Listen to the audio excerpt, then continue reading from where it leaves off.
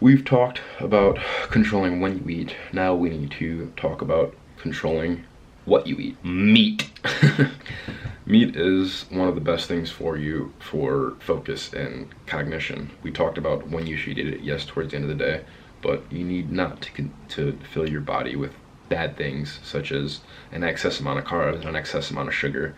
I came across an alarming statistic the other day watching Andrew Huberman. The average 10-year-old in 2023 consumed more sugar in their 10 years of life than the average person consumed throughout their entire life just 100 years ago. That's terrifying. The body is not meant to run on the amount of carbs and sugar that the average person runs on today. Back in the day, in like the caveman times, I don't mean to cringe you out, but you really do need to look at science and biology to figure out how to optimize your brain health. People evolved to operate on a diet, and we basically biohacked it to run on all these other things, and we biohacked our minds to work worse when we should be biohacking our minds to work better.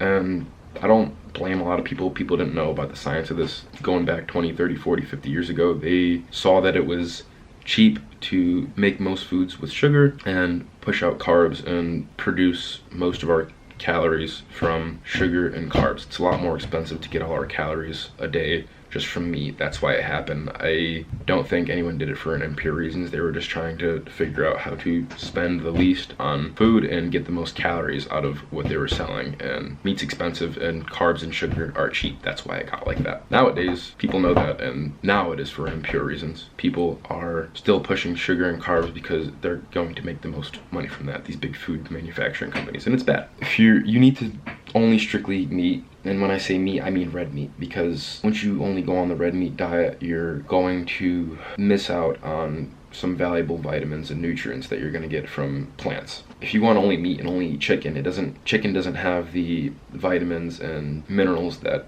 you get from those plants. Fatty red meats do have all the vitamins and minerals that you get from those plants, and that's why it is vital when you go on the carnivore diet to eat fatty red meat. It is okay to eat chicken, but you really do need to lean towards fatty red meat to actually get everything you need to consume to survive and be healthy. Red meat is going to be best for you. And red meat is also going to improve your focus as well, because your body's not going to work as hard to focus and exert energy to process it versus all the energy it would exert to process sugar and carbs. Your body does not get as tired, and it does not need to consume as much energy to process protein. Start eating more meat to improve your cognition and focus more. Dedicating blocks of time to focus on certain things that you want to get done is another thing in your life that is going to help you hyper focus on whatever it is that you do want to hyper focus on. Going throughout the day trying to work on something when it just pops into your head is extremely difficult due to the fact that you live a busy life, okay? When an important thing does pop into your head, it is likely that you are busy at that moment. You need to plan a specific time to work on whatever it is you want to work on, to plan not to have anything else going on during that block of time. Me personally, you should get yourself a composition book, and if you want to be extremely productive and improve your focus, get a composition book and write out all hours of the day that you're going to be up. Hold on.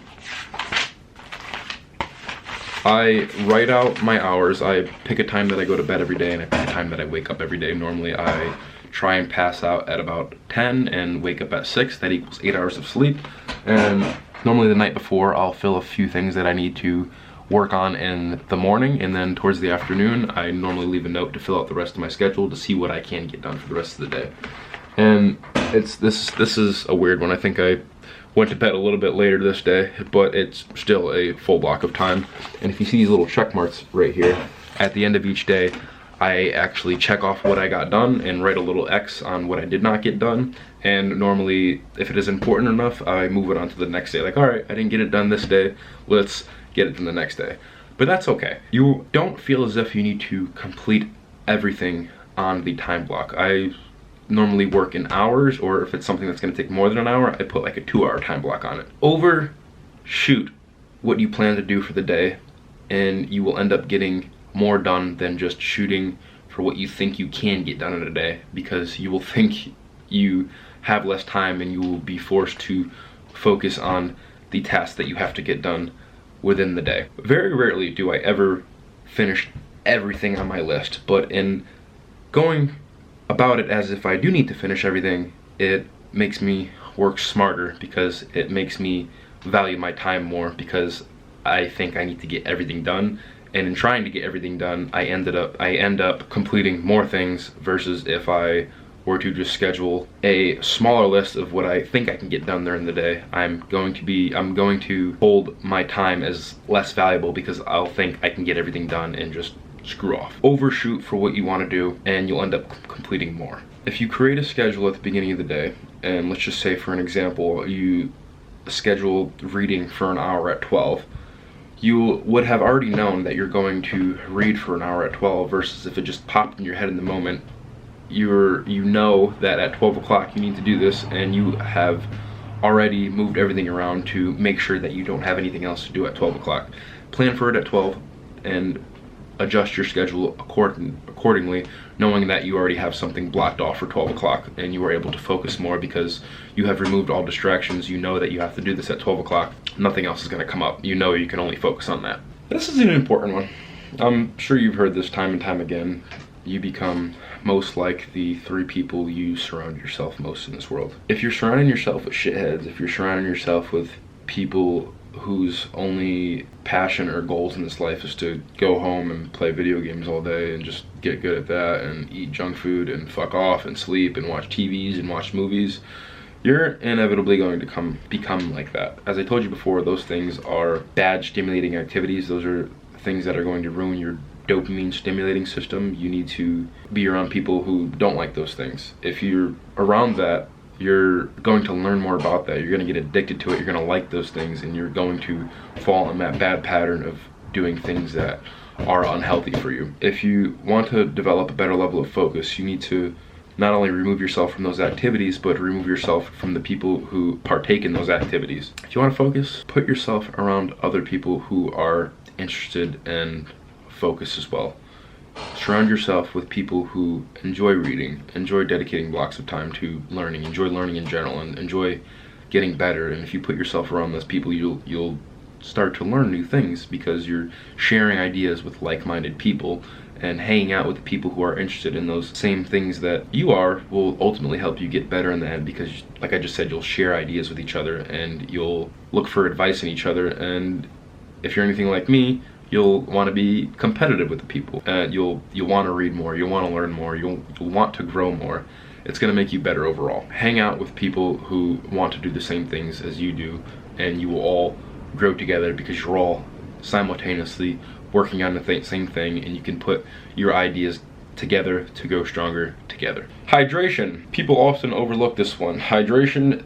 Staying hydrated is the equivalent of keeping your car well oiled. When you are hydrated, your body increases the amount of blood flow and oxygen into your body, and when you have an increased amount of blood and oxygen flow into your body, your brain has an increased level of oxygen and blood flow, and that's what it needs to work at maximum capacity. If you're going to grow and become stronger, you need to care about your brain health. Your brain, like I said before, I always compare it to a car. You need to run it on the right fuel, oil, and transmission fluids, and that translates to food, water, and vitamins.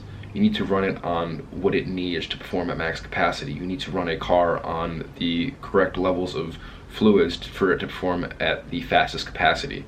That's why when you see a really fast car and you open the gas cap, it says don't put any 87 in it, or 83, whatever the hell it is, because it's not going to operate as well. It's not going to go in fast. It's going to get clogged up, just like your brain's going to get clogged up if you put shit food in it, shit liquid, and no vitamins. It's not going to work as well. It's not going to fire all the right connections properly if it does not have the right fuel going through its mind or mechanical system, if you're still on the car thing. Bottom line is, you need to keep your brain well oiled, well hydrated for it to work at maximum capacity. Once it is working at maximum capacity, you'll be able to focus more because you'll be able to put more energy, time, and thought into whatever it is you want to focus on in the exact minute. I notice it all the time. I literally, like, sometimes when I'm feeling fatigued, I'm at the library working for a few hours, I will chug a bottle of water, and I don't know what, it's literally like a drug. Like, I don't know if you've ever taken Adderall or anything like that. I used to take Adderall when I was younger, but I realized it was bad for me, and that's why I stopped it. When I drink water, like, I swear to God, it's like I get more stimulated. I don't know what it is. Like, I know what it is. I'm getting more oxygen blood flow into my brain. It's helping it work harder and work stronger. It gets me a boost of energy. I know it's just water, but you need to understand, once you do cut out all the bullshit out of your life, you go back to your baseline, and your baseline only needs to run off water. You'll notice what water does to you when you actually do cut out all that garbage and bullshit. Like, you can physically feel it in your mind. You can physically feel the focus that it brings to you just by staying hydrated and chugging that water. If you're ever feeling fatigued, you're feeling fatigued right now, fucking chug a water. I guarantee you will feel different. As long as you're not hopped up on fucking Adderall and amphetamines and 800 milligrams of caffeine a day and garbage and McDonald's and all that bullshit, I swear to God you will feel it, and you will feel 10 times better. You'll feel like running a goddamn marathon, working out, reading a book. You'll just feel smarter. You'll feel more intelligent. You'll feel like focusing on something. You'll feel like achieving a goal. Drink water. Drinking enough water. Drink enough water to make your mind work correctly and be able to focus better and more efficiently. One of the most important things, probably the most important thing, is having a place to work, having a place to focus. This is why libraries exist. People go to libraries to be able to focus on whatever it is they want to focus on. Well, in my experience, that and old people who are bored out of their fucking mind and just go hang out at the library and bother people all day. But that's a story for another day. When I go to the library, it's filled with people working on stuff. And sometimes I will have a small chat with some of these people. I know a lot of the people, it's not the place to go and talk to people. I know I preach talking to people and getting rid of your social anxiety in a lot of other videos. But library is not the place to do that. People are there to work, and I hate when people come and try to talk to me. I only do it when I have like an opportunity or there's a good reason to. When I'm at the library, I see people, there was this one guy the other day, freaking stock trading. He's had like 3 laptops in front of him, one just Google and shit, one with like 8 different screens of stocks going up and down, and a left one of, I don't know what the hell it was. It was like an Excel spreadsheet of all these different numbers, but he sat there for 8 goddamn hours and just did that all day. And he went to the library because it is a place of focus. That is his place to focus. I don't know what he has at home. I don't know what you have at home. You need to find a place to get into a deep workflow. If you are in a position where you have lots of brothers and sisters or loud parents and moms being loud and not giving you a chance to only focus on what it is you want to work on, you're going to fail. You need to find a place to work on whatever it is that you want to get good at or put time into or focus on. No matter how strong you are, or how resilient, or how disciplined, or how smart you think you are, if you want to work hard on something, you need to put yourself in a place with no distractions. We discussed this already. That's another distraction. People are a freaking distraction. If you don't have a place like this, like I do, like just this private room where I can talk and just bullshit and no one's gonna bother me, the library is a good place to go. I know you can't, if recording is what you want to do, yeah, the library may be bad. Some libraries I know of have recording studios, recording booths.